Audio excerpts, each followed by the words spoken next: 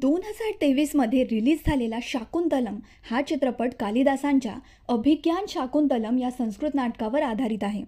कालिदास हे संस्कृत साहित्यातील महान कवी व नाटककार होते.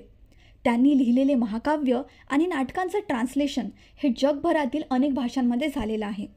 कालिदासांच्या रचना या मेनली रामायण, महाभारत, पुराणकथा व त्यांच्या समकालीन राजांच्या जीवनावर आधारित होत्या. वेस्टर्न वर्ल्डमध्ये कालिदासांना शेक्सपियर ऑफ इंडिया म्हणून सुद्धा ओळखलं जातं. पण अनफॉर्च्युनेटली इतक्या महान लेखकाचे कुमारसंभव व रघुवंश हे 2 महाकाव्य, मालविका अग्निमित्रम, विक्रम उर्वशियम, अभिज्ञान शाकुंतलम हे 3 नाटक आणि मेघदूतम व ऋतुसंहारम या 2 छोट्या कविता एवढंच लिटररी वर्क फक्त आज अवेलेबल आहे.